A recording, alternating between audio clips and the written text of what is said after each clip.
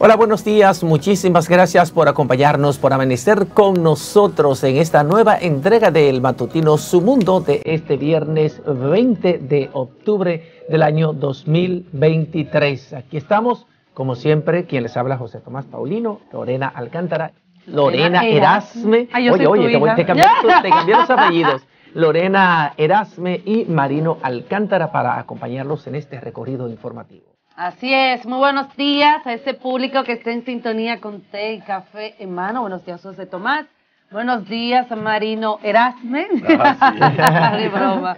Señores, gracias por su sintonía y esperando que este viernes, ya formalmente fin de semana, me imagino que los ánimos ya están diferentes, aunque yo sé que están agotados por una semana, pero señores, démosle gracias a Dios que estamos aquí vivos y con salud. Buenos días, Marino. Así es, buenos días, Lorena Erasme, José Tomás Paulino, sí. Buenos días, pueblo dominicano, buenos días, diáspora, amigas y amigos que cada día nos ven en esta entrega de Matutino Su Mundo, de Multimedios Su Mundo, desde la República Dominicana para el mundo.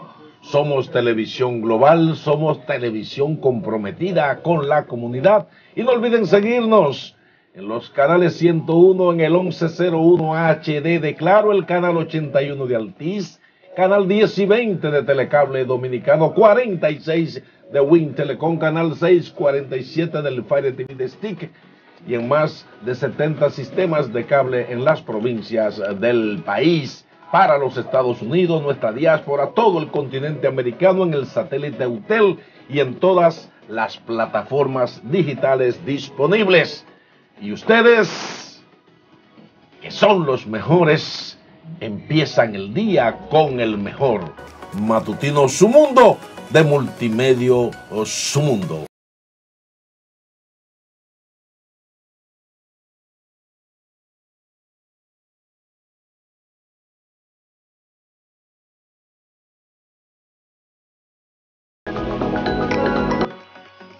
De ese paisaje y sobre todo también esa cultura, porque cuando uno va a un país de visita, uno aprovecha y conoce toda la cultura, su gastronomía, la gente, los lugares más que emblemáticos sobre todo, pero hermoso, Noruega. Así es que José Tomás, lamentablemente hay que caer aquí. Luego, Diana es mala. Bueno, nuestra producción es mala. Solo que trasladarnos allá, en ese lugar donde uno quisiera estar tal vez desconectado y venir aquí, no porque me arrepiento de mi país, porque mi país es hermoso y bello, pero hay tantas situaciones, tú sabes, como que uno dice, caramba, cuántos problemas hay. Bueno, pero eso es como un colirio, eso es para que te motives a visitar a Noruega en tu próximo viaje internacional. Sí.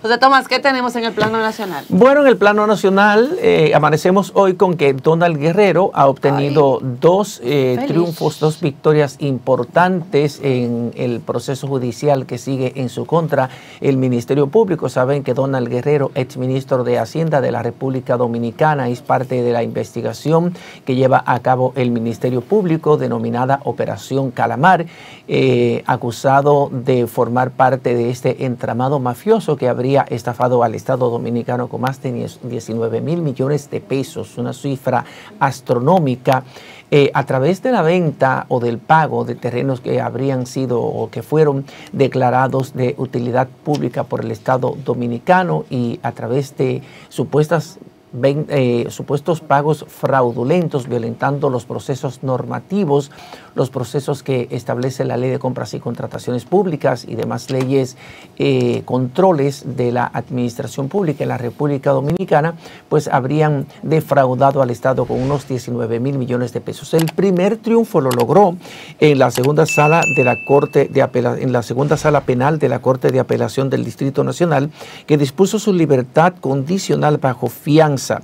La defensa de Donald Guerrero ha dicho que los jueces de la segunda sala penal de la Corte de Apelación acogieron su pedido porque el exministro de Hacienda no representa peligro de fuga. Recuerden que son varios los elementos que toma un juez de la instrucción para determinar qué medida de coerción va a aplicar a un prevenido, a un investigado, y en este caso el peligro de fuga es uno de los factores más importantes para tomar en consideración qué medida de coerción va a aplicar. Bueno, la segunda sala penal, los jueces integrantes de esta sala penal, Doris Pujol, su presidenta, Rafael Báez e Indira Montaz, entendieron que sí, que Donald Guerrero no representa peligro de fuga y decidieron cambiar su medida cautelar de prisión preventiva a 18 meses que había sido dictada por la jueza coordinadora de los juzgados de instrucción, Kenya Romero, y cambiarla por una libertad condicional bajo fianza con el pago de 5 millones de pesos a través de una compañía aseguradora,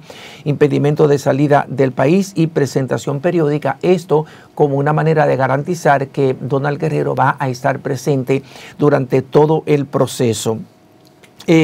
También la jueza Patricia Padilla del segundo juzgado de la instrucción del Distrito Nacional otorgó a Donald Guerrero el derecho a que le sea entregada la carpeta de investigación fiscal, esto en cumplimiento del artículo 260 del Código Penal de la República Dominicana, como una medida para permitir a Donald Guerrero que haga una defensa efectiva de su presunción de inocencia. Recuerden de que toda persona que es investigada, que es apresada o a la que le sean dictadas medidas de coerción por ser incluido en un expediente, en un proceso de investigación llevado a cabo por el Ministerio Público, se presume inocente hasta que un tribunal colegiado, un tribunal competente decide mediante una sentencia después de un juicio oral público y contradictorio, como lo establece la normativa penal de la República Dominicana. Ese tribunal decide que esa persona es culpable. Solamente en ese momento no es favorecido por el principio de presunción de inocencia cuando ya le es dictada una sentencia condenatoria, y aún así tiene la posibilidad de apelar a instancias superiores como la Corte de Apelación, la Suprema Corte de Justicia y en última instancia el Tribunal Constitucional. Así es que Donald Guerrero a lo mejor en las próximas horas de este viernes 20 estaría abandonando la cárcel Najayo Hombres, donde guarda la prisión preventiva de 18 meses a la que le fue impuesta por la jueza coordinadora de los juzgados de instrucción del Distrito Nacional, Kenya Romero, y también tendrá acceso a la carpeta fiscal, a la carpeta de investigación fiscal. O sea que el Ministerio Público tendrá que entregarle la carpeta de investigación fiscal, el sustento en el que se basan para la acusación de pertenecer a esta mafia que habría estafado al Estado Dominicano con unos 19,000 millones de pesos en la operación Calamar. Así andan las cosas. Bueno, qué rico dormir tranquilo en su casa, bajo aire, camita cómoda, cenita buena, comida buena. Claro, ahí hay mucho dinero. Traguitos buenos y todo, yo digo. Fortuna. Bueno, mi amor, te digo una cosa, eso es para que tú veas. Lo digo por los casos que hemos visto de corrupción. De nada vale que te sometan a la cárcel, de que te den una sentencia 10 meses, 1 año, 2, 3 años, 5, 6. Cuando tú sales con tu dinero. Pero es que no hay sentencia todavía. Recuerda No, yo lo sé, pero yo lo estoy diciendo en sentido general, no por él, porque tenemos el caso de Brecht, tenemos otros casos, que aunque se estén investigando, tienen su fortuna. Pero ¿y quién no quisiera salir desacreditado con 1,000 millones de pesos o de dólares en el bolsillo? No, es mejor salir con los millones sin el descrédito. No, y sin la persecución penal. No, es un mal ejemplo. Eso pesa mucho. Sí, pero es un mal ejemplo en este país, señores, borrón y cuenta nueva. Claro, para mí, no estoy diciendo que soy yo Lorena, no.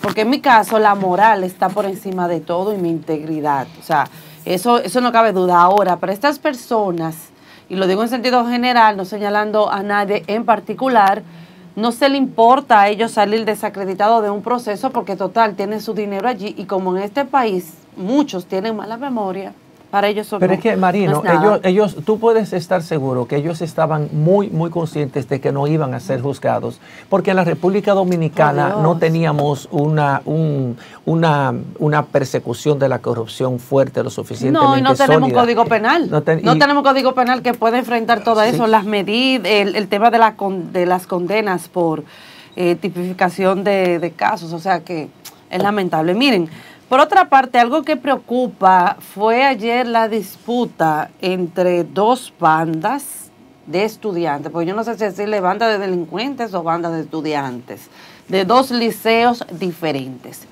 Ayer se ve un grupo de jóvenes que se estaban peleando por un punto, y este es el punto de un parque, para llevar el control de este parque. Eso es para que ustedes vean cómo se puede decir que el tema de las bandas y la delincuencia, pues se están operando desde las mismas escuelas. Lamentablemente es así, porque para que usted quiera el control de un parque, porque otros no pueden ir a ese parque, porque usted y su grupito quieren ir a ese parque. Buena pregunta. Entonces ayer estos jóvenes que son de los centros educativos Unión Panamericana y de Excelencia Profesor Luis Encarnación Nolasco, el parque está ubicado en la intersección de las avenidas San Martín y John F. Kennedy. Esto, pues ellos ayer estaban peleando por esto. Las autoridades de inmediato tomaron acciones disciplinarias contra estos jóvenes, o sea, tanto en la escuela, en este caso Unión Panamericana y Excelencia Profesor Luis Encarnación. Cada uno de ellos tomaron medidas. En este caso fueron la suspensión por varios días, el cambio de horario de salida. O sea, si por ejemplo, en este caso el centro educativo Unión Panamericana sale a las 3 de la tarde, el otro saldría a las 4:30 de la tarde, por ejemplo.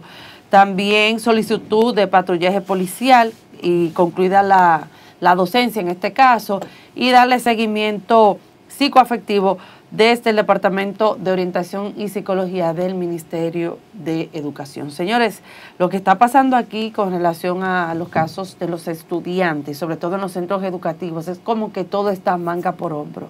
No hay control, los estudiantes llegan a hacer lo que se les da como dice, la gana, y disculpen que use este término tan coloquial a esta hora, pero es así.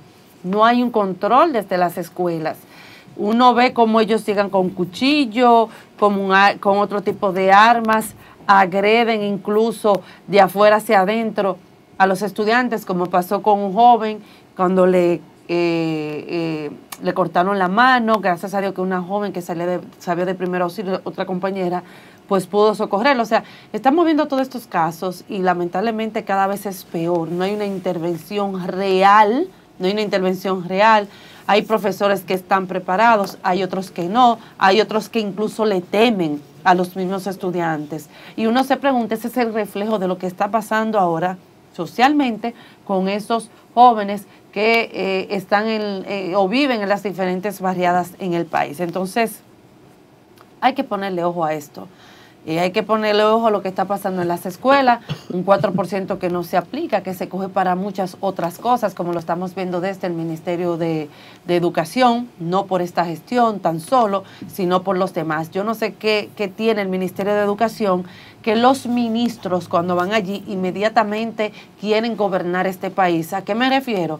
Hacen su campaña política a corto, a largo plazo para ellos postularse a ser presidentes. Entonces yo creo que desde ya tenemos que ir cambiando ese perfil del Ministerio de Educación. No vamos a poner políticos, no vamos a designar políticos, vamos a poner personas capacitadas. El que está allí es una persona que ya ha tenido experiencia en el sector educativo, pero todavía le falta mucho. Pero lamentablemente eso es la consecuencia de un 4% que no se aplica para otras cosas, para el tema del pago de personal, para botellas, porque también se han denunciado botellas, el tema del clientelismo, de estar bien con los amiguitos del partido, entre otras cosas que ya ustedes saben. Entonces, ojalá de verdad podamos tener un Ministerio de Educación fortalecido, realmente de calidad, y no un Ministerio de Educación que sus ministros, como dije anteriormente, vayan nada más a querer apropiarse de los recursos, poner los compañeritos y sobre todo aspirar a la presidencia, porque al final de cuentas, nuestros estudiantes, el futuro de este país es ese. Miren cómo está.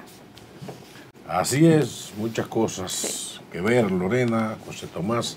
Miren, hay una filosofía que es de las comunidades originales de Ecuador. El presidente Correa, cuando llegó al poder, quiso ponerla en práctica y fue parte incluso de su campaña política a lo que ellos llamaban el sumá causay, lengua vernácula. Sumá causay, que quiere decir el buen vivir, una política de buen vivir. Y hago una relación con esto para ver cómo anda la sociedad dominicana en el día de hoy. Yo recuerdo que en la pasada campaña electoral, cuando el doctor Ismael Reyes fue candidato presidencial, él con su equipo se reunía y con esa profunda reflexión sobre el país decía: qué hermoso sería que un presidente de la República se levantara en las mañanas y mirara por su ventana y supiera que estaba gobernando a un pueblo que era feliz. Un pueblo que disfrutaba de la justicia social, un pueblo con acceso a la educación, a la salud, a todo. O sea, saber que el pueblo que está gobernando es un pueblo feliz. Se imagina un campesino que al levantarse en las mañanas con el canto del gallo, cuelan su café, tiene su desayuno de trozo, plátano, yuca, huevos recogidos del patio, y su esposa también ayudando a los niños para salir a la escuela, y que esos niños en la escuela van a tener calidad de la educación, que si se enferman hay un centro de salud donde sus hijos pueden llegar, que la comunidad tiene la suficiente estrategia, ¿no?, de una buena mancomunidad, calles limpias, basuras y residuos sólidos bien dispuestos en sus lugares tales, sin carencia de agua. Esa comunidad también vinculada a la cultura, donde pueda haber participación de las culturas vernáculas de un país, y que también se haga todo un ambiente de creación y crecimiento espiritual, niños que van al catecismo, que van a la escuela bíblica, lo que sea, pero toda esa relación de la comunidad. Y entonces, cuando caigo en la realidad que vive la República Dominicana hoy, yo me pregunto y le pregunto al presidente Luis Abinader, un hombre reputado como un hombre de buena intención, pero cuando usted se levanta, presidente, en las mañanas, ¿cómo usted ve al pueblo dominicano? ¿Lo ve feliz? ¿O ve a un pueblo traumado? ¿A un pueblo lleno de miedo para salir a las calles? ¿A un pueblo que tiene miedo de estar en sus propias casas porque hasta en su casa lo atracan? ¿A un pueblo que está pagando altas tarifas eléctricas y que no recibe los servicios de la luz, que no reciben agua? ¿A un pueblo donde los medicamentos de altos costos son insostenibles? ¿A un país que una epidemia de dengue tiene enlutada y preocupada a la familia dominicana? ¿Podrá el presidente Luis Abinader sentirse que el sistema educativo que se ha implementado en el país llena los estándares que merece el pueblo dominicano? ¿Podrá el presidente Luis Abinader, cuando piensa en la salud, ver cómo están los hospitales abarrotados de niños y niñas, que ya hasta las clínicas privadas han cerrado las emergencias? ¿Podrá ver el presidente Luis Abinader y sentir la felicidad de que el campesino dominicano, que el productor dominicano está produciendo con niveles de satisfacción y que tiene ganancias? Hoy por hoy el pueblo dominicano, señores, sigue un sufrimiento, de tal manera que hasta los niños para ir a las escuelas, las familias dominicanas han empobrecido. Gente que tenían sus niños en escuelas privadas tuvieron que mandarlos para la pública porque el presupuesto no le da, por la inflación a la que este país se ha encaminado, por una preferencia del gobierno a estar más coludido con los grupos poderosos que pensar en su pueblo. Unas políticas impositivas que tiene el país donde las MIPYMES quiebran. Hoy por hoy, presidente Luis Abinader, en vez de usted pensar que este es un pueblo feliz, si es sincero, usted debe de darse cuenta que el pueblo dominicano está sufriendo. Muchos sectores están padeciendo, y en vez de nosotros caminar hacia un gobierno que nos proporcione felicidad, estamos en la antesala del infierno, pasándola, la gente pasando trabajo, tapones, apagones, miseria, y un grupito haciéndose rico cada vez más en detrimento de un pueblo que necesita tener gobernantes humanos, culturales, que le den valor al tema espiritual y que luchen por una justicia social y por la equidad de un pueblo que lo merece todo, pero que lamentablemente ha caído en manos de desalmados. Así es. Bueno, señores, vamos a una pausa, Marino y José Tomás, porque ya tenemos nuestra invitada aquí con nosotros. Con ella vamos a hablar sobre el dengue. Ustedes saben que el país, pues, está ahora mismo en un estado de emergencia y con ella vamos a hablar interesantes temas, pero no se muevan para que sepan quién es ella y también cuáles puntos vamos a tratar sobre esta situación que actualmente preocupa al país, el dengue. Gracias, amigas y amigos, por permanecer con nosotros. Usted está en Matutino, su mundo de multimedia, su mundo desde la República Dominicana para el mundo. Televisión global, televisión comprometida. Ustedes que son los mejores empiezan el día con el mejor. Matutino, su mundo. José Tomás, Paulino, ¿qué tenemos?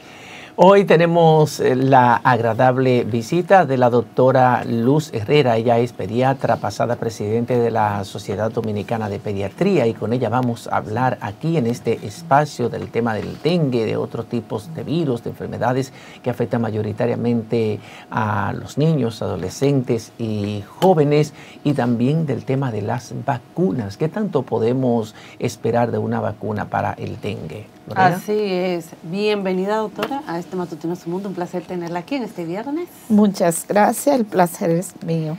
Bueno, doctora, ahora mismo hay una situación a nivel nacional, un estado de emergencia con relación al dengue. Incluso el gobierno ya en los últimos días pues ha reforzado las medidas. Ahora bien, hemos visto que el foco principal ha sido los niños. 2 niños murieron en esta semana, de aproximadamente 8 y 7 años.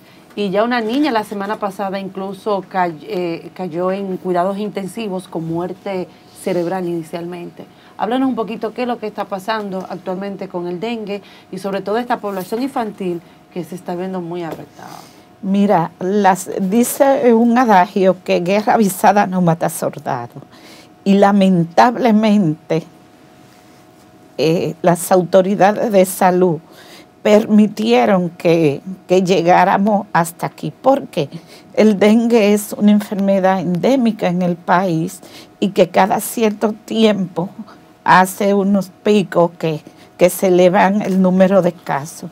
El antecedente de la tormenta que tuvimos, eso es un condicionante para que el número de casos se incremente, y las autoridades no tomaron ninguna conducta.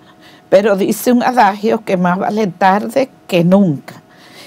Aunque tarde lo hicieron, que ya han fallecido varios niños, pero vamos a ver si realmente no es solo un anuncio de prensa de que se van a tomar las medidas. En salud, las medidas no se toman de forma reactiva, sino de forma proactiva.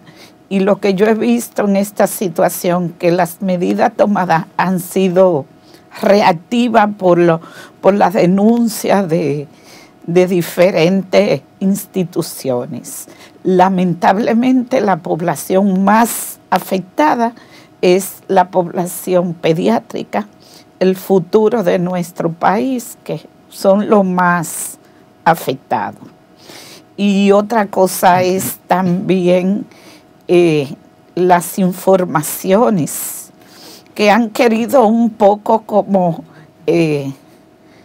no sé si pasarle un paño y decir... ¿Están tapando estadísticas, supuestamente? Yo entiendo que sí, porque lo que ellos dicen no se corresponde con lo que uno ve hacia afuera, tanto en los centros públicos como privados. Entonces, cuando tú le dices a la población que la cosa está controlada y que están disminuyendo, pues las medidas de control pues bajan, y no es así. Si usted recuerda, en la semana 37, que hasta ayer, no sé si ya publicaron otro boletín epidemiológico, había un 83% de incremento. Y en esa semana, que hace mes y medio, dijeron que ya era una meseta, o sea que los casos habían disminuido. Y de mes y medio para acá es que la cosa se ha puesto dura. Entonces, no entiendo.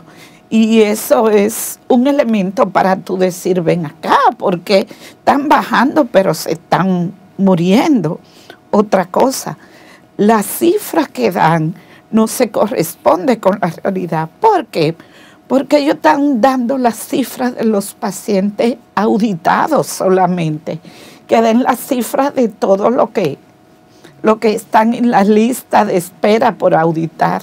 Eso yo le iba a preguntar, por ejemplo, que hay algunos niños que han fallecido con síntomas muy parecidos a los del dengue, que parece un cuadro de dengue, sin embargo, no han sido diagnosticados como tales. Entonces, ahí hay un subregistro, que es uno de los graves problemas de la República Dominicana. No tenemos estadísticas confiables y eso de alguna manera nos imposibilita para aplicar políticas públicas bien enfocadas. Le hago la pregunta: ¿a qué niveles se han incrementado los números de visitas y de consultas a nivel privado desde su perspectiva? Porque sé que usted tiene relación con otros tantos pediatras y conoce cómo está la situación.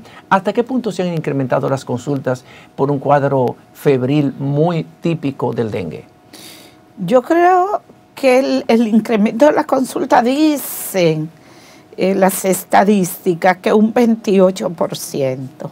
Pero a mí me parece que es más, porque hay pediatras que me han dicho a mí, oye, yo tengo 16 pacientes ingresados de dengue en un centro privado. Entonces, eso es demasiado. Cuando tú antes tenías quizá 2 o 3, a 16, a 15 pacientes, es un incremento considerable.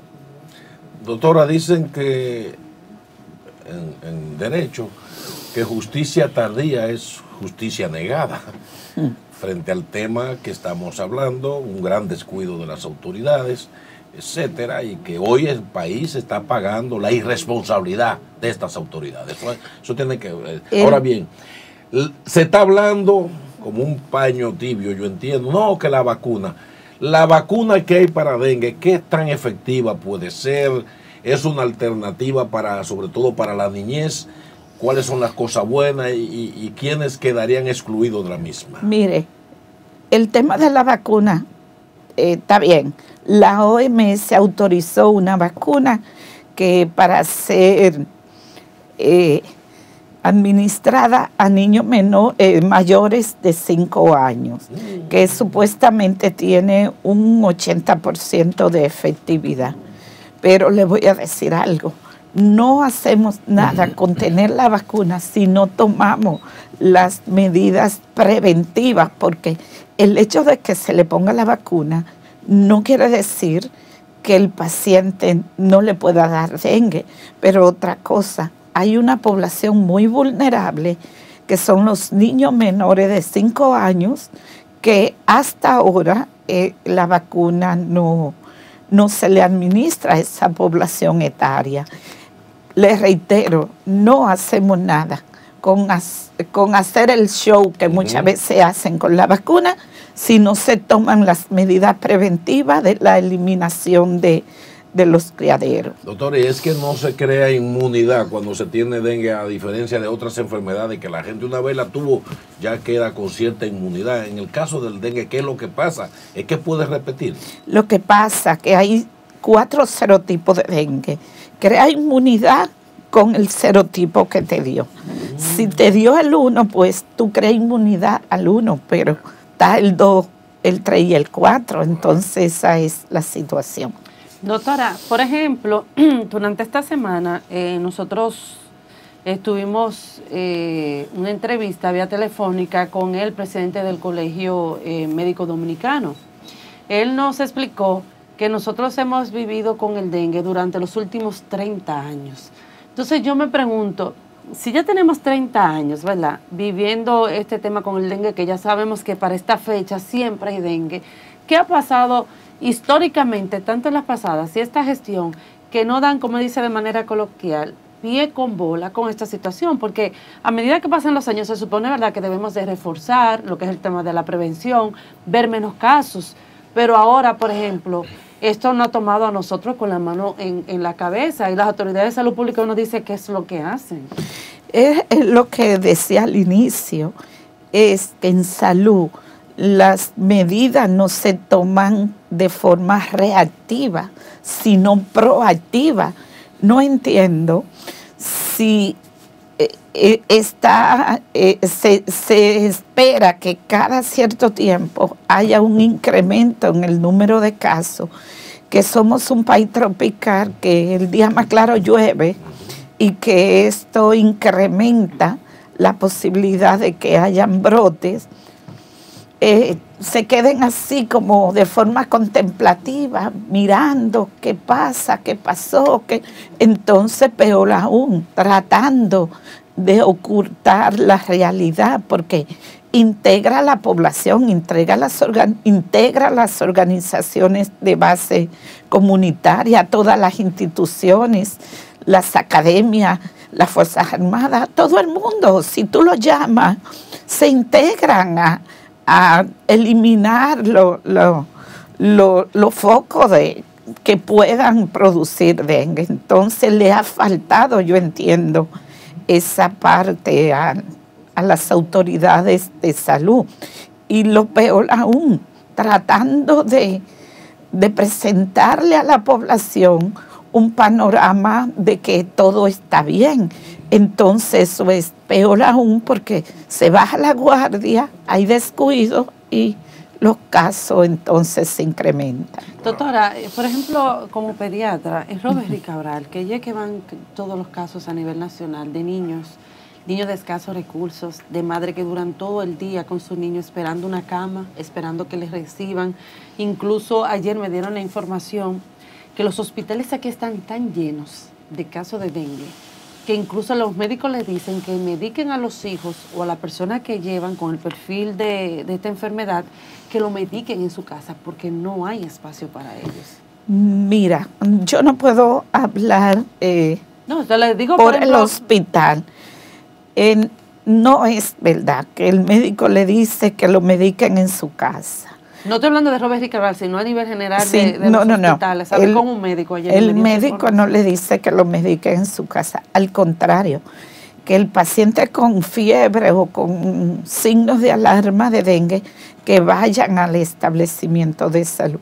Una de las cosas que a mí me preocupa con esta situación es que el incremento considerable de casos de dengue, y que está bien, un dengue sin signo de alarma se maneja en la casa con orientaciones pertinentes a los padres de cuándo volver de inmediato. Pero una cosa que me preocupa es que el país, a nivel público y privado, sumando público, las camas públicas y también de los establecimientos privados de cuidados intensivos pediátricos, no llegan a 50 camas en todo el país. Entonces, que no dan para manejar los pacientes de cuidado intensivo del día a día, que pasa muchísimo trabajo en condiciones normales, los padres que necesitan de un cuidado intensivo, y que con este incremento de número de casos y pacientes quizás con dengue grave, ¿dónde se van a manejar?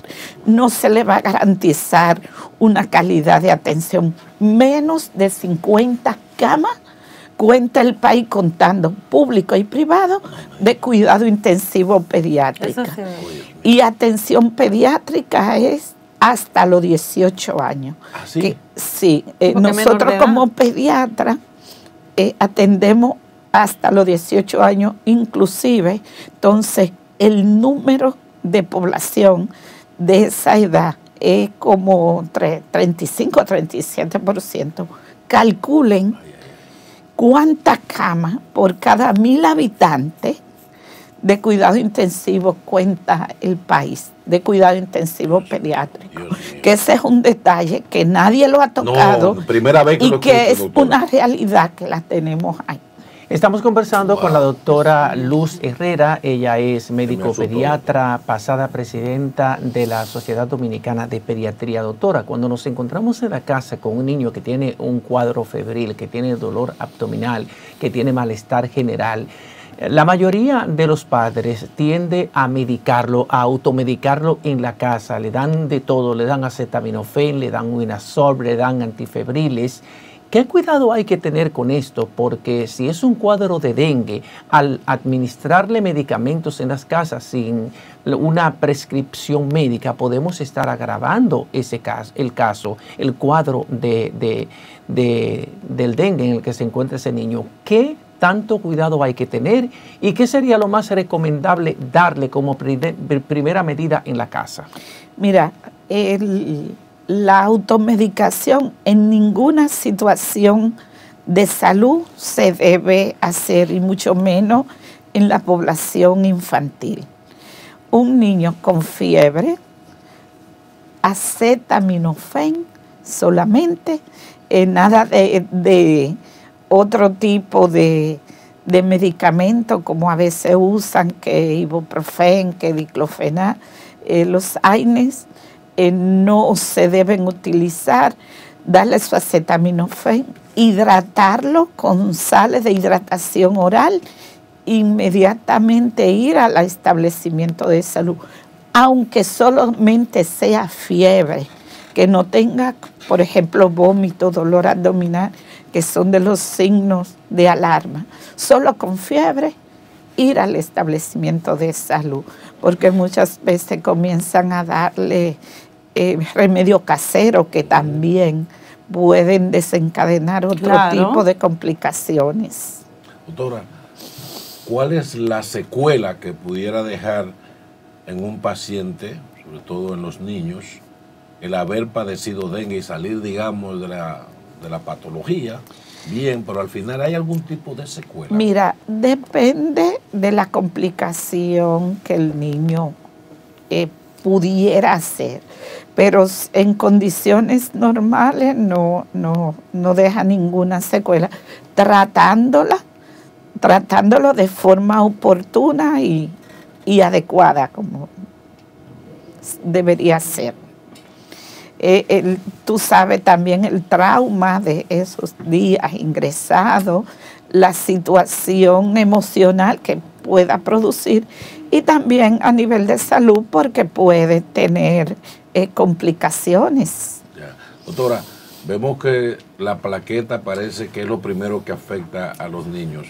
Sabiendo que estamos en un ambiente propicio al dengue, ¿se pudiera implementar que los niños consuman algún tipo de alimento que le eleve la plaqueta más, o eso es un fenómeno puramente natural? Eso es un fenómeno que se da en el contexto de esa enfermedad. Ya.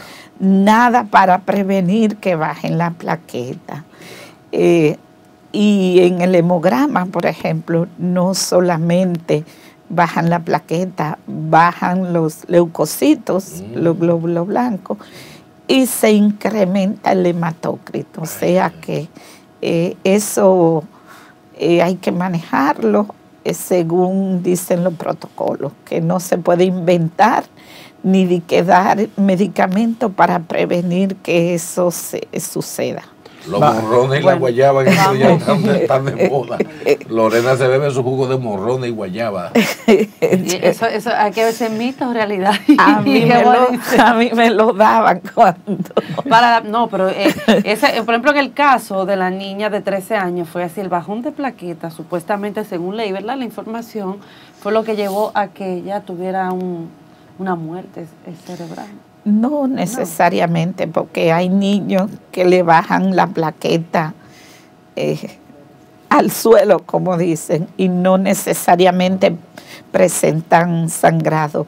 Todo depende del organismo de cada persona ante la agresión del virus, la respuesta que dé. Bueno, doctora, vamos a ir a una breve pausa comercial. La doctora Luz Herrera está con nosotros, es presidenta de la Sociedad Dominicana de Pediatría, y cuando retornemos, tengo una preguntita para usted.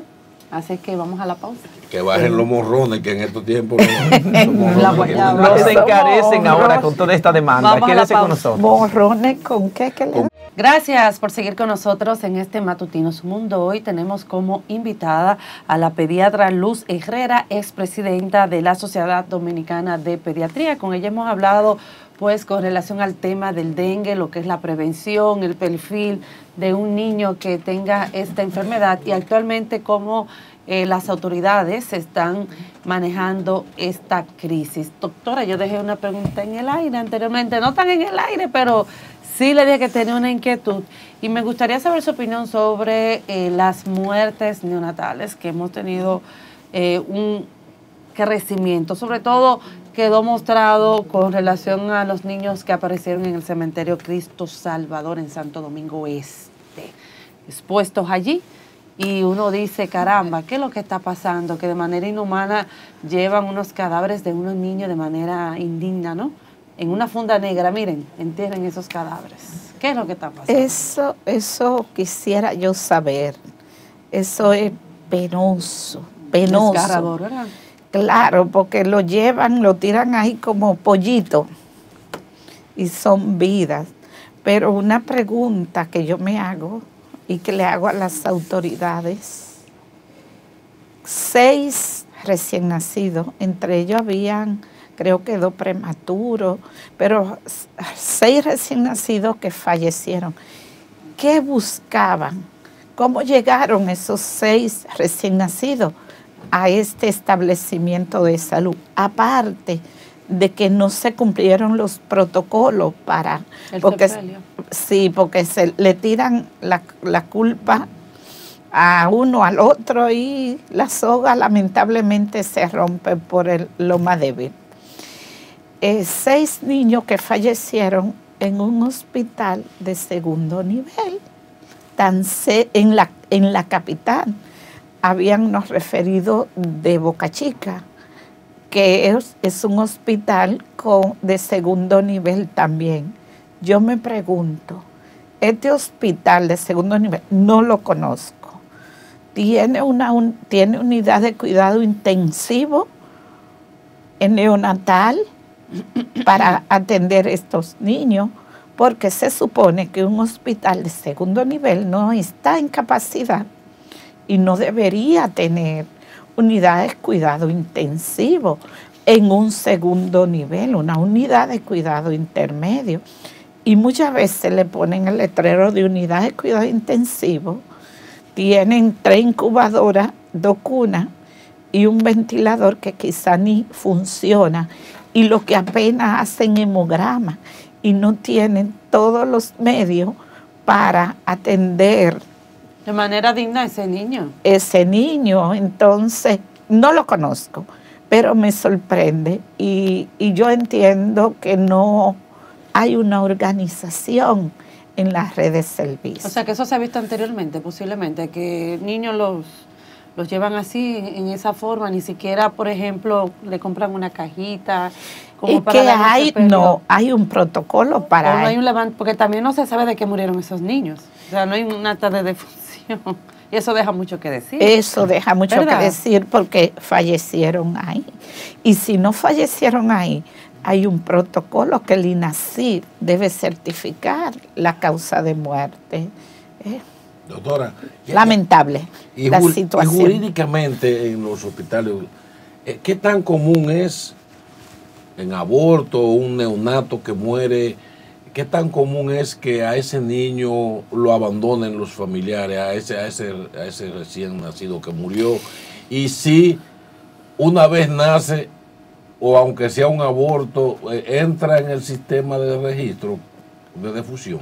Dependiendo de la semana que tenga, entra en sistema de registro diferente.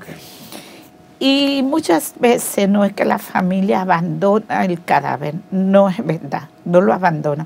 Ellos firman un documento descargando el cadáver, porque para la familia sacar un cadáver de un hospital requiere de una ambulancia o de un carro fúnebre y también de un ataúd.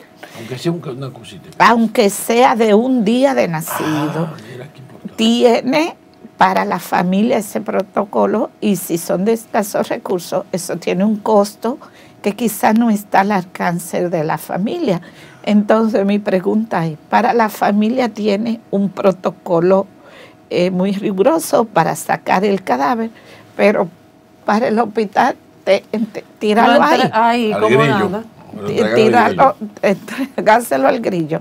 Yo entiendo que esa parte, como muchas otras, hay que investigar. Quizás Doctora, eso pasó porque eso se ha hecho. Así fue con la muerte de los neonatos de los Mina, que yo en ese momento todavía era presidente de la sociedad y recomendaba que esa investigación la hicieran en otros hospitales, porque había otros hospitales que se estaban alterando las estadísticas. Entonces yo digo, ahí es que está el fallo. Hay que transparentar para usted poder tomar medidas pertinentes al respecto. Pero que no se hace nada porque las autoridades no hicieron una investigación. Mario Lama todavía eso estaba hablando ahí. del PLD.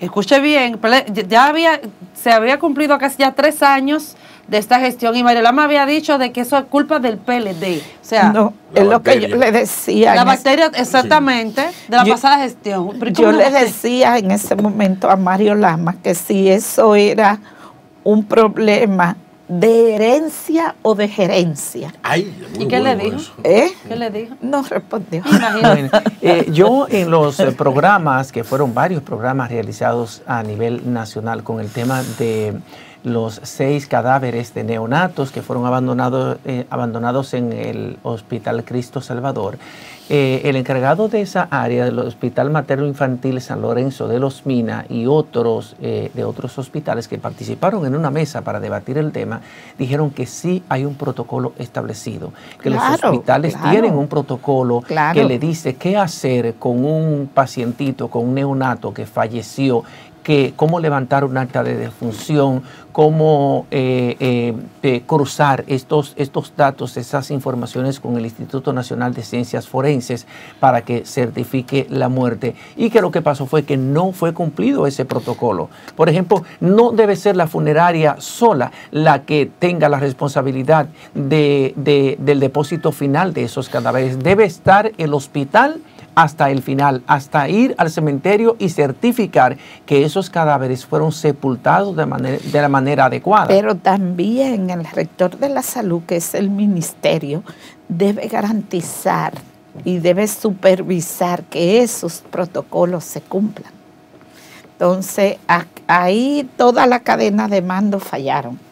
Desde el hospital, el ministerio y el cementerio y la funeraria. Ahí falló todo el mundo, pero ya del tema no se habla. Fueron 5 pollitos, 6 pollitos que abandonaron. Sí, pero son 5 pollitos, como usted acaba de decir. En este caso, 6 niños que murieron, pero recuerde que son niños pobres. Exactamente. Son niños incluso que tengo entendido que habían 2 de nacionalidad haitiana, que si son hijos de funcionarios o de empresarios o de millonarios de este país, eso no pasa se eso. da. Pero también recuerde que ellos no van a llevar a sus hijos allí, ninguno de ellos, por ejemplo, al Hospital Robert Reed, ni a la maternidad de los Minas, ni la Altagracia. Ellos los llevan fuera de este país o pagan una buena clínica. Así mismo es.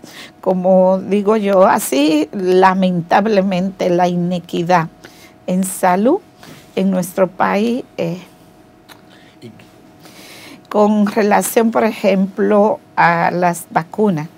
Los niños pobres no se vacunan ni de varicela, ni se vacunan de hepatitis A, porque Salud Pública considera que no es una prioridad nacional. ¿Cómo así? Solamente, bueno, que no tienen tantas complicaciones y que no mueren mucho, pero pueden morir. Entonces los niños pobres no se vacunan ni de varicela ni de hepatitis A. Y los niños pobres le da varicela, le da hepatitis A y también se complican. Con relación a las infecciones de vía respiratoria, que ahora mismo hay un incremento importante en los hospitales públicos, no se hace panel respiratorio. Se hace solo a los que pueden pagar. Y las infecciones de vía respiratoria, en lo pobre, tenemos que manejarla al ojo. Wow. Pero es grave, doctora, porque las infecciones respiratorias son una de las afecciones más frecuentes. O una de las razones más frecuentes de consulta de la en los más más pequeños. prevalente en los menores de 5 años. Y no hay esa opción. O sea, el PAI no hace esa vacuna, el programa ampliado de inmunización. No la vacuna, sino el panel respiratorio para tú identificar el virus que está causando. Sí, Salud Pública tiene la vacuna de la influenza. Y otra cosa, la vacuna de la influenza, aunque aparece en la tarjeta de vacuna, en el esquema de vacuna, no se la ponen a todos los niños, se la ponen a los niños con comorbilidades, porque ¿cuánta vacuna compró el ministerio? Creo que fueron 500,000, pero de esas 500,000 hay que vacunar a los pacientes con comorbilidades, con cáncer, con los cardiópatas, con cualquier tipo de comorbilidades, y hay que vacunar a los niños. Y nada más niños son menores de 5 años, son creo que como 1.200.000 deben ser. Doctora, o sea que no es para toda la población tampoco. A partir de su experiencia, doctora, si uno mira hacia atrás, porque hay que mirar hacia atrás, si uno mira hacia atrás, había una serie de promotoras de salud antes, cuando vivíamos atrasados, que había promotoras de salud que le daban seguimiento a los niños y sobre todo en esa edad de 0 a 5 años, que es donde se aplicó la estrategia de AIEPI, atención integral en enfermedades prevalecientes en la infancia. Ah, ¿usted conoce de esa estrategia? Claro que sí, la trabajé y di muchos talleres sobre eso. Yo fui coordinadora en el país de esa estrategia. Así entonces, ¿qué ha pasado? Hemos retrocedido. Que esa estrategia impactó positivamente en la disminución de la mortalidad infantil en el país. Incluso hay una institución de la Iglesia Católica, que es la Pastoral Materno Infantil, que se trabajó mucho, que tenían también un personaje parecido a las promotoras que hacían visita domiciliaria, desde el embarazo acompañaban hasta los 5 años. Así es. Igual muchas capacitaciones a las promotoras. Yo creo... 10 familias le entregaban a cada una para dar seguimiento desde 0 a 5 años. Sí, ese personaje, no estoy hablando de la pastoral sigue haciendo sus funciones, pero con relación a las promotoras de salud, creo que en las nóminas aparece ese recurso humano, pero en la realidad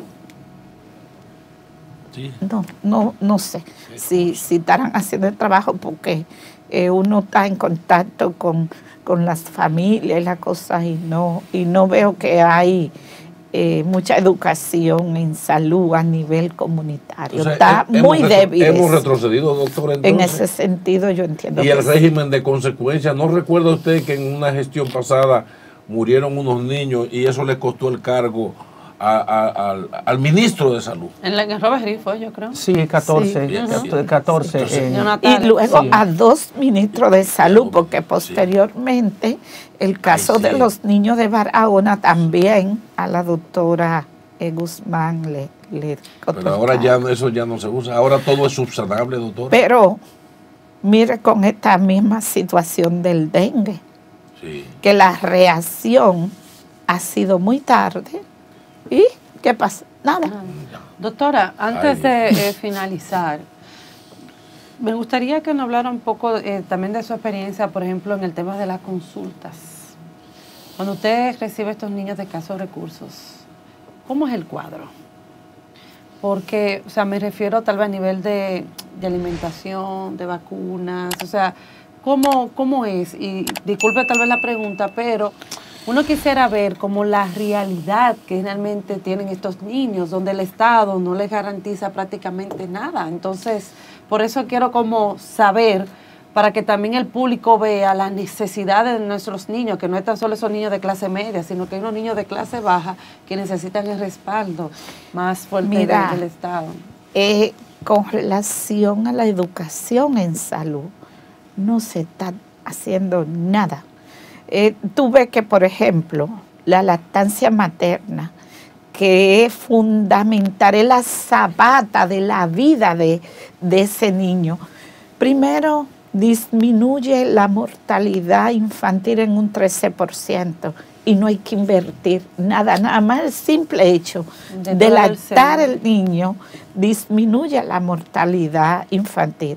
Ese niño crece más sano, más inteligente. Incluso hay evidencia de que el niño que es lactado exclusivamente al seno en los primeros 6 meses de vida y continuar con la alimentación complementaria, son niños que tienen menos posibilidades de ser delincuentes, de delinquir. Claro, sí. Y la lactancia materna en este país se menciona solamente en agosto, en la Semana Mundial de la Lactancia.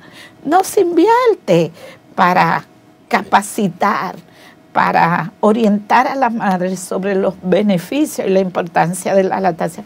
Nada más con decirte eso. De ahí se responde todo. Que si eso es lactancia nada más, dime tú. Yo me imagino cómo usted vive, doctora, con todos estos casos que usted quisiera hacer y no puede. Y la impotencia. Me va a dar, yo no sé qué raro, no tengo una úlcera. Sí, porque usted como fue presidente en un momento de la sociedad, supongo que al ver tantas denuncias y tantas situaciones y que el Estado no hace nada, y más con niños de escasos recursos, yo me imagino lo que usted pudo haber pasado, sentido y la impotencia. No, pero mira, lo mínimo es que la sociedad, una de las principales causas de mortalidad, de las 3 principales causas, es la asfixia. Y que hay una disposición ministerial que dice que todo médico y toda enfermera que trabaje en un hospital o una clínica donde se hagan partos, tiene que estar certificado en reanimación neonatal. En todos los países de las Américas, eso se paga. Tú certificarte, porque eso tiene un costo.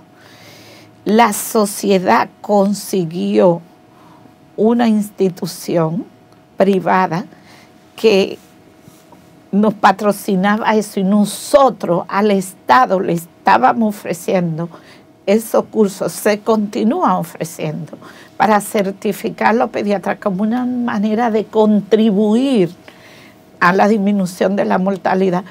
Y había provincias que nosotros íbamos, donde teníamos filiales, el presidente de la filial se encargaba de convocar el recursos humanos y en los lugares donde se lo dejábamos al servicio, no iba. No iba. Porque no, tan simple como nada más convocar. ¿En cuánto está la mortalidad infantil en este momento? O quizás la materno-infantil, porque obviamente yo sé que como pediatra usted conoce ambas cifras. ¿Qué te digo? ¿En cuánto está más o menos? Porque las autoridades dan una cifra y otra diferente a la que ustedes manejan. Porque nosotros cifra de tasa nos abocamos a lo que digan las autoridades porque ellos son los que llevan el registro. Pero uno no sabe porque dice de que ellos reportan cifras de que está disminuyendo, pero en la realidad tú dices, pero ¿y cómo? ¿Qué están haciendo? Hay un manejo de estadística. Exactamente. Al parecer. Exactamente, y eso es, lamentablemente, eso es lo lamentable es que los pobres inocentes son los que pagan las consecuencias. Es lo que le estoy diciendo. Ahí es que se siente el efecto. Claro, en esos niños pobres, porque no son hijos de funcionarios, ni de millonarios, ni empresarios. Llegamos al final con la doctora. Doctora, gracias de verdad por haber estado con nosotros. No, un placer, estamos las O sea, nos quedaron muchos temas, doctora, pero usted fluye muy bien y la gente entiende. Muchas gracias, doctora. Gracias a ustedes. José Tomás. Bueno, gracias a la doctora Luz Herrera, que es pediatra, médico pediatra, expresidente de la Sociedad Dominicana de Pediatría, por habernos acompañado en este día, esta conversación edificante que nos abre los ojos sobre los cuidados y las medidas preventivas que deben tomar las autoridades y también nosotros en nuestros hogares para proteger a nuestros niños. Vámonos a la pausa y regresamos en breve. Gracias por seguir en sintonía con nosotros en este Matutino Su Mundo. Ahora le vamos a presentar las noticias más relevantes. Iniciamos con el Ministerio de Salud Pública, que en coordinación con otras instituciones intervino este jueves sectores del área 2 de salud con jornadas de descacharrización, fumigación y orientación a los municipios y otras acciones dirigidas a controlar el brote. Nuestro compañero Ernesto Trinidad nos amplía más. Daniel Rivera encabezó la jornada y llamó a la población a respaldar las labores, permitir que el personal de salud debidamente identificado pueda acceder a sus hogares para fumigar. El mosquito es muy hogareño y de esa manera también hay parte externa a las horas tempranas y al caer la tarde que pueden eliminar los mosquitos adultos. Acompañaron al funcionario de salud junto al director del área segunda, José Ramón Villas, la gobernadora de la provincia Santo Domingo, Julia Drullar, y Delfín Rodríguez, subdirector de la Defensa Civil, en esta jornada preventiva del dengue. Sabemos que el dengue ha sobrepasado las expectativas, pero estamos tratando de dar la respuesta correspondiente. Un refuerzo a nivel nacional y un gran operativo este fin de semana, donde se van a sumar unos 14.000 voluntarios. El ministro de Salud interactuó con los residentes de los sectores visitados, donde les explicó la forma de cómo eliminar los criaderos del mosquito que produce el dengue. Están trabajando contra el dengue para eliminar el agua que están estancada, para que no haga brote de dengue en el sector. Algunos sectores de la sociedad han criticado la tardanza en el accionar del gobierno para mitigar la enfermedad. Ernesto Trinidad, Noticias, Su Mundo. Continuamos con este tema y es que diputados de la oposición aseguran que las autoridades dominicanas tardaron en reaccionar, permitiendo que el virus del dengue se desplegara por todo el territorio nacional sin poner un freno a tiempo. Nuestra compañera Esmirna Mateo nos amplía más. Los diputados de la oposición arremetieron contra las disposiciones tomadas por el gobierno para combatir el dengue y estos la catalogaron de politiquería. ¿Y quién es el responsable? El ministro de Salud Pública. ¿Y quién es el jefe de la Administración Pública? El presidente de la República. Por lo tanto, el presidente Luis Abinader no escapa de la responsabilidad. Cada vez que hay una crisis en alguno de los ministerios, venir a decir aquí está el Chapulín Colorado, vine a defenderlo todo. En tanto que los diputados oficialistas hacen un llamado a los diferentes sectores de la sociedad a unirse para combatir el brote que afecta gravemente al país y repudiaron las acusaciones de la oposición. Invitamos a la población que se sume al llamado del presidente, que se sume en cada uno de los territorios a trabajar para prevención del dengue. Ellos están en campaña también, pero están tomando como desde el punto de vista político esta situación odiosa e indeseable. Dentro de las medidas anunciadas se encuentran reforzar los operativos de fumigación casa por casa y garantizar los suministros necesarios para tratar los pacientes afectados por la picadura del mosquito Aedes aegypti. Las medidas tomadas por el gobierno para contrarrestar el dengue serán trabajadas en combinación con el Ministerio de Salud Pública. Esmirna Mateo, Noticias Su Mundo. Gracias a nuestra compañera Esmirna Mateo por este reporte. Por otra parte, y siguiendo con este mismo tema, el médico José Pérez Vidal, quien perdió a su hija de 13 años a causa del dengue, llamó a todos los sectores de la sociedad a unirse para combatir este mortal virus. Nuestra compañera Diana Encarnación con los detalles. visiblemente afectado por la pérdida de su hija. El especialista de la salud habló de la gravedad del dengue, que ha evolucionado en una tercera cepa desconocida y que en 3 días puede provocar la muerte. Se está manejando mal y por lo tanto se están perdiendo nuestros niños. Y yo digo que un niño que se pierda a partir de ahora sigue siendo una desgracia familiar y un dolor para nuestra familia. Según el médico, el Ministerio de Salud no ha dado las cifras reales de los fallecimientos por el dengue. Muy catastrófica, sin ánimo de alarmar ni de asustar. Aquí estamos, no queremos exagerar y decir que igual que COVID, pero cerca de COVID se debe estar aproximando. Agregó que los hospitales están abarrotados de pacientes, por lo que se debe habilitar espacios para los afectados. Y no hay espacio para internar otro paciente más que no sea dengue. Hay clínicas que están rechazando los ingresos porque no hay espacio para tenerlo. Yo entiendo que el gobierno también debe de abocarse a habilitar espacio físico. El gobierno dominicano anunció el reforzamiento de las medidas para combatir el virus. Diana Encarnación, Noticias Su Mundo. Cambiamos de tema porque el presidente Luis Abinader inauguró el primer tramo de la verja perimetral inteligente en la provincia fronteriza de Elías Piña, reiterando que la frontera ya no será nunca la misma. El mandatario calificó este proyecto como irrenunciable e imperativo ante la preocupante situación de inestabilidad política, crisis económica y social que se vive en Haití. Nos proponemos seguir manteniendo unas buenas relaciones de vecindad, a la vez que redoblamos nuestros esfuerzos en la protección de nuestras fronteras y en la defensa de nuestra seguridad y nuestra soberanía. Unas buenas relaciones que pasan por propiciar el buen entendimiento en las relaciones comerciales transfronterizas, en beneficio de los dominicanos y dominicanas que diariamente intercambian productos a través de los pasos fronterizos. El tramo inaugurado este jueves tiene una longitud de 2.7 kilómetros con 4 torres de vigilancia. Mientras que la Dirección de Migración informó que el proyecto para la construcción de un nuevo centro de retención de extranjeros en condiciones migratorias irregulares busca habilitar una adecuada estructura de alojamiento provisional. Precisó asimismo que la propuesta para la construcción de esa nueva edificación en la ciudad Juan Bosch, en Santo Domingo Este, tiene el propósito de trasladar allí a extranjeros indocumentados.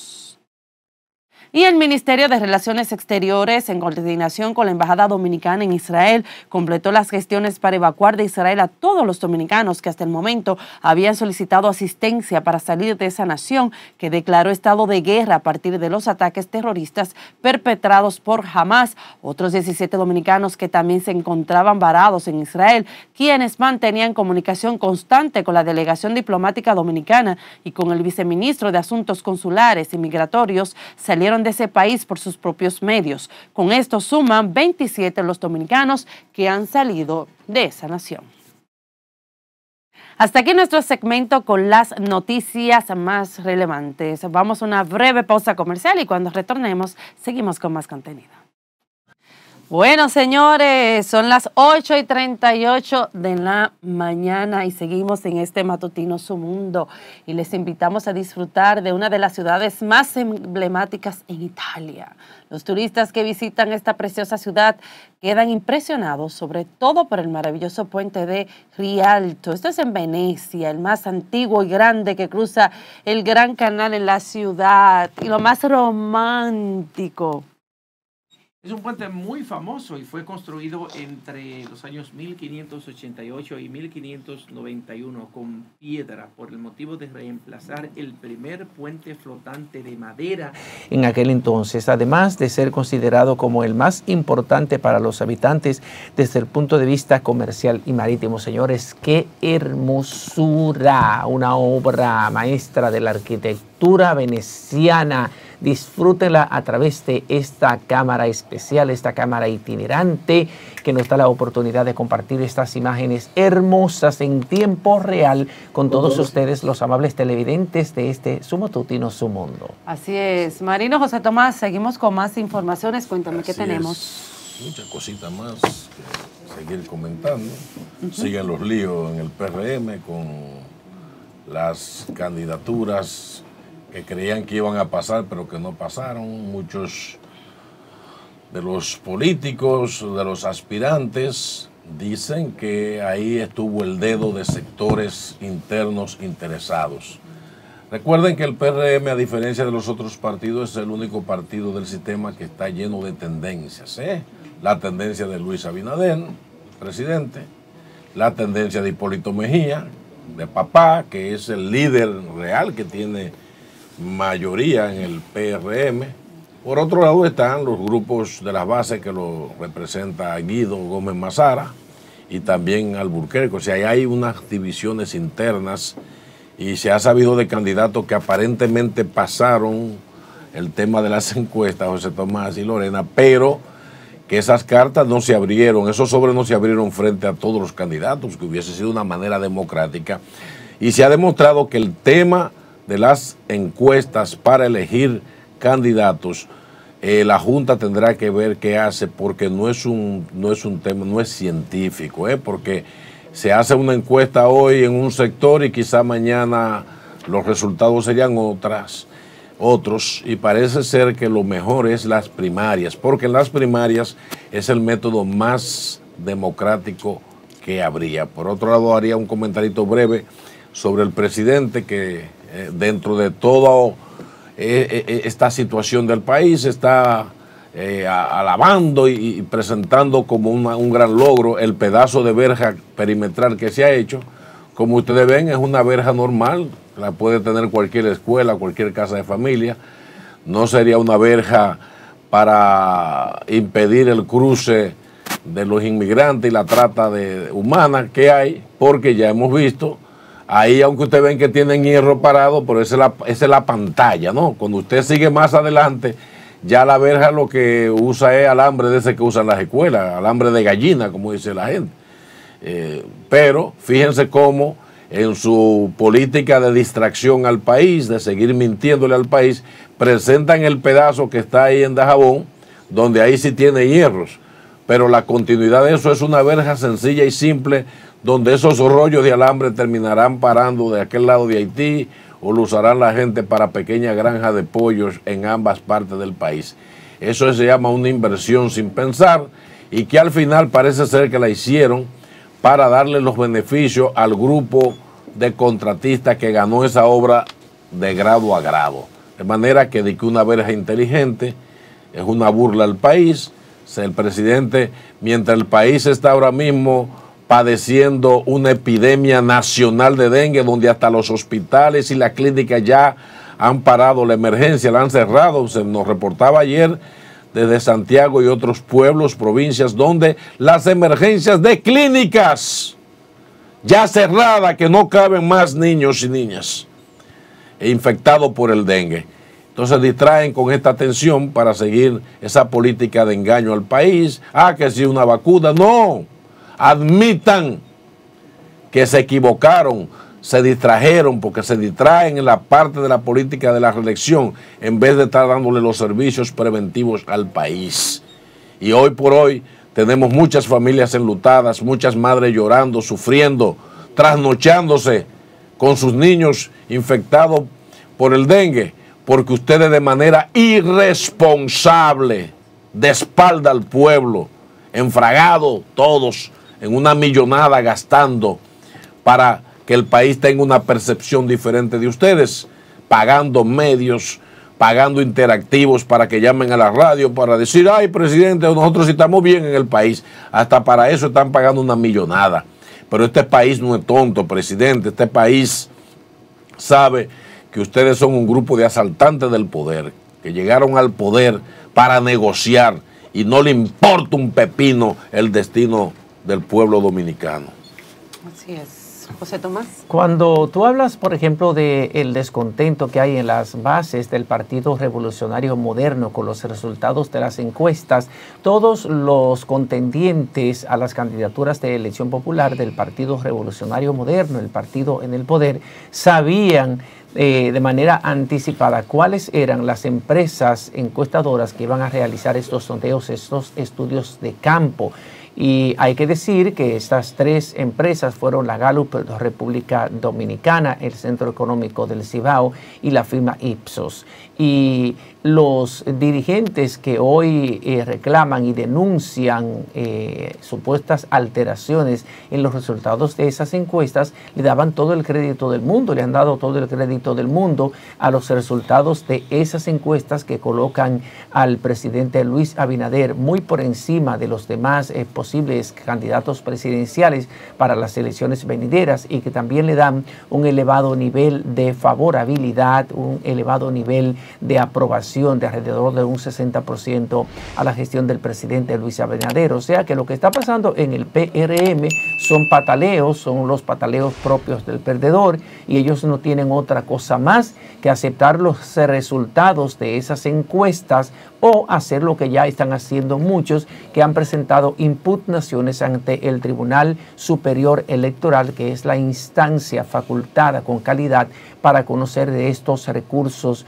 presentados en contra de los resultados de esas encuestas. Así las cosas, el día de hoy, viernes 20 de octubre, vence el plazo que tiene el Partido Revolucionario Moderno, el partido gobernante, para presentar ante la Junta Central Electoral la lista total de candidatos que fueron escogidos mediante el método de las primarias, celebradas el 1 de octubre. ¿Por qué vence hoy? Bueno, porque la ley 33-18 de partidos, movimientos y agrupaciones políticas establece que 15 días laborables después de celebrado el certamen electoral, las primarias, el partido tiene que presentar a la Junta Central Electoral la lista definitiva de los candidatos escogidos con ese método, y ese plazo vence hoy.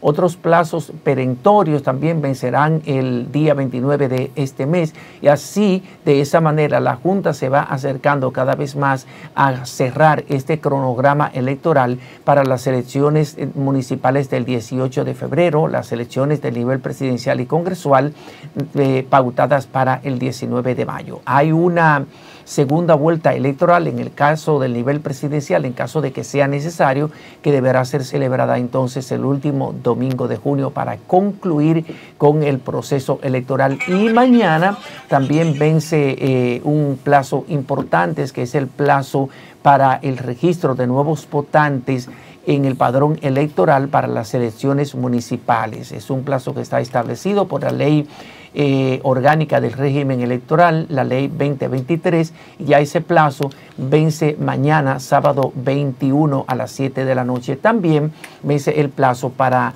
usted hacer cambios importantes en las informaciones de la cédula, como cambio de domicilio, como cambio de lugar donde usted va a votar, y otros cambios menores en la cédula de identidad y electoral de la República Dominicana. Lorena Erasme. Así es, señores. Miren cómo son las cosas de la vida, como dicen por aquí. Quiero compartir con ustedes porque hay acciones que cuando son buenas hay que aplaudirlas. Por ejemplo, ayer observamos cómo Marlon Martínez, ¿se recuerdan? El joven que era pareja de Emily, la cual estaba embarazada. Esto fue en el año 2017 cuando él asesinó a esta joven y fue condenado a 30 años de prisión por el asesinato de Emily Peguero. En el día de ayer se graduó desde la cárcel por el Infotep con... se formó en lo que fue artesanía de pintura sobre tela decorativa. En el día de ayer Marlon, pues este jueves fue la graduación y se graduó de artesanía de pintura sobre tela decorativa.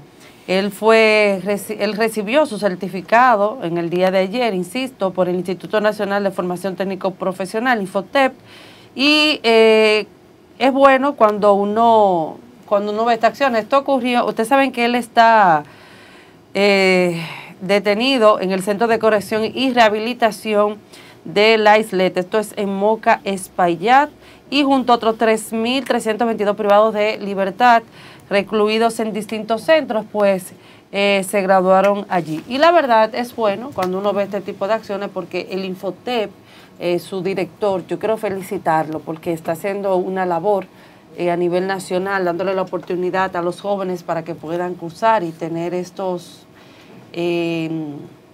cursos técnicos para ellos poder trabajar y seguir hacia adelante. En el caso de las cárceles, qué bueno, porque es lo que se busca realmente, de que lo que estén privado de libertad lo capaciten, le den ese seguimiento psicológico para cuando ellos salgan de allí, pues tengan una oportunidad de ellos hacer las cosas bien hechas, de ellos arrepentirse y de no volver a hacer lo mismo, porque si están allí adentro detenidos y no se les da un seguimiento psicológico y no se les capacita, pues cuando salgan de allí van a hacer las cosas peor. Pero lo que quiero decir con relación a este muchacho, que independientemente de que él esté detenido y esté capacitándose y esté, ¿verdad?, cumpliendo una condena, sin embargo tengo que ser un poquito cruda en esto. Mientras él se está graduando con su sonrisa muy enorme, Emily está muerta. Emily está muerta. Ese fue Esas un son de las caso cosas muy lamentables. Una Sí. niña que le arrebataron su vida a tan temprana edad, con apenas 17 años, embarazada, casi ya dando a luz, y le arrebataron su vida tanto a él y a su bebé, que hoy el niño podría haber tenido 6 o 7 años, y si él no quería casarse, ¿verdad?, tener ya un compromiso, porque ambos eran jóvenes, pero darle la oportunidad a ese niño de nacer y de su madre cumplir con ellos. No sé qué ha pasado con la madre, se dice que está fuera del país, imagínense, con el repudio que le tienen el pueblo de San Francisco por lo que pasó, pero obligatoriamente tengo que pensar esto de manera obligatoria. Mientras él se le dio la oportunidad dentro de la cárcel, de él capacitarse, de él estar allí, sin embargo Emily está muerta. Él por lo menos tiene esa oportunidad, pero a Emily no se le dio esa oportunidad, tanto él ni su madre tampoco. Y también quería decir que en ese acto estuvo presidido por la procuradora Miriam Germán y también por Rafael Santos Badía, que es el director general del Infotep, entre otras personalidades. Y aprovechando a Miriam, que estuvo allí, ¿verdad?, que ella estuvo encabezando este acto, también quiero decirle a ella que gracias a su decisión de cerrar el Departamento de Protección Animal, pues estamos viendo casos cada vez peor. Por ejemplo, en el día de ayer circuló un video donde un rapero que se llama Dillon Baby, pues usó 2 animalitos, 2 perritos en su video, fumando encima de ellos marihuana, entre otras cosas, y tengo entendido que hasta uno de ellos murió. Pero peor todavía, circuló en las redes donde un grupo de personas jóvenes en un barrio colgaron del cuello a un gato, le taparon la cara y a sangre fría lo despellejaron y después lo descuartizaron. Y así mismo lo subieron a las redes sociales. Entonces, mientras tanto ella está allí cumpliendo con su rol, claro está, de encabezar esta graduación, también por otra parte hay un segmento, en este caso los animales, que por disposición de usted se cerró el Departamento de Protección Animal y ninguna fiscalía quiere tomar las denuncias. Los casos cada vez están más en aumento, psicópatas están cometiendo este tipo de crímenes, de delitos, y ustedes en la Procuraduría, muy bien, gracias, porque al parecer a usted no le importa este tema. Y recuerde, Procuradora, no es cómo se entra, es cómo se termina. Y esto no es un tema de que a usted le importe, es un tema que usted también tiene que cumplir con ellos, con este sector, que aunque a usted no le guste, al parecer, el tema de los animales, usted tiene que cumplir con la ley, porque por eso usted es Procuradora y usted tiene que hacer las cosas correctas. Es todo. No, decir, agregar también de eso que hay que poner atención con los animales, porque tenemos reportes de personas que han sido atacadas en la calle por mordidas de perros.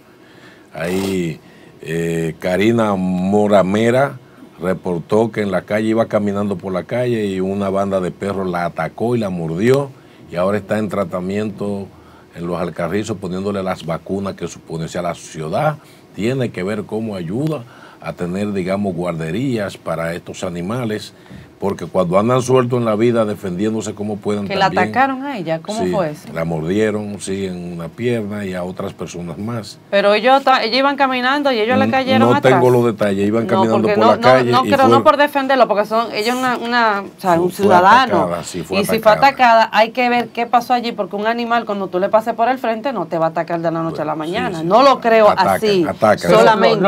Sí, a veces lo provocan. No, hay perros que lo pero es hacen, bueno saber Lorena. cuál es el contexto. No, porque yo no, por eso estoy diciendo un equilibrio, para que después no piensen que estoy defendiendo a los perros. Estoy diciendo que hay que ver qué fue lo que allí pasó, si fue que el grupo lo atacó a ella y si ella, o sea, no sé. Iba caminando y por eso la gente cuando anda por la calle, sobre todo haciendo ejercicios, cuando tienen que andar con palos en las manos, porque los perros atacan, o sea que tenemos, yo soy animalista, pero también hay que pensar en eso. No, pero espérate, Marino, aclarando algo. Yo soy animalista y defensora, pero yo también estoy pensando en los animales para que el público no entienda por tu comentario de que yo estoy defendiendo a los perros. Hay que tener un equilibrio y un cuidado.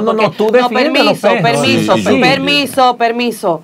Yo defiendo a los animales y defiendo al ser humano, pero hay que tener ojo cómo se está manifestando los comentarios aquí para que el público aquí no malinterprete las cosas. Ojo con esto y respeto a cada uno de nosotros, sobre todo. Pero permiso, por favor. Termino mi comentario. Por favor, respeto. Vamos a respetar. Te estamos respetando, por eso estamos permiso, pero estoy aclarando, José Tomás. Yo sé lo que digo y el público puede interpretar algo. ¿Ok? Vamos a respetarnos. Yo soy ciudadana, pero también como defiendo a los animales, soy objetiva con este tema y por eso dije en qué contexto hay que averiguar, porque la verdad, claro, hay animales que atacan. Ahora hay que ver el contexto. Es todo. Termino mi comentario que esta denuncia hacer un llamado a las autoridades también para que puedan tener refugios para muchos perros que andan en las calles, que no tienen dueño, y las autoridades estarán obligadas a recogerlo, tratarlo, etcétera, porque ya han atacado personas y Karina Mera Mora es una de esas personas que fue mordida hace ya una semana ahí en el área de Pantojas. Bueno, tú sabes que hay una ley que es la que rige todo el cuidado, protección, tenencia responsable de los animales en la República Dominicana. Es la ley 248-12 y establece sobre la protección animal y tenencia responsable. En el artículo 74 establece lo siguiente: todo ciudadano está en el deber de denunciar a las autoridades el maltrato o crueldad a que esté siendo sometido un animal doméstico o de cría. Y esto de alguna manera también recoge el espíritu de lo que plantea la Constitución de la República Dominicana. Hay que agregar, señoras y señores,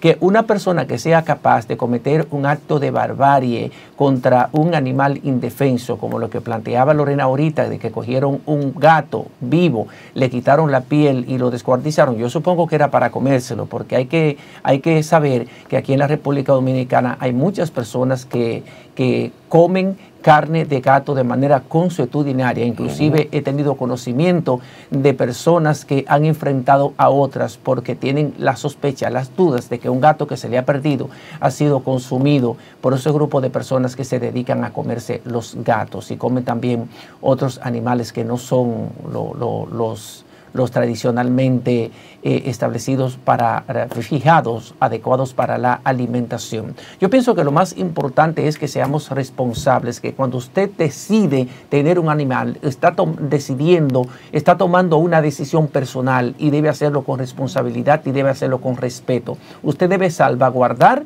ese animal de cualquier tipo de ataque, pero también usted tiene que ser responsable con el cuidado y con el control de ese animal. Por ejemplo, aquí no deberían haber animales callejeros y los animales que están en las calles deben ser recogidos, deben ser vacunados y deben ser esterilizados para que no se sigan multiplicando, porque es un grave problema también de orden público. Tenemos animales que son muy guapos, que son muy celosos, y cuando ven personas que no les resultan familiares tienden a ladrarles y hasta a morderlas si esa persona no tiene el cuidado debido y no está lo suficientemente activa con eso. O sea que vamos a ser un poco más responsables con el cuidado, la tenencia y la protección de los animales. Así lo establece la ley 248 y también la Constitución de la República.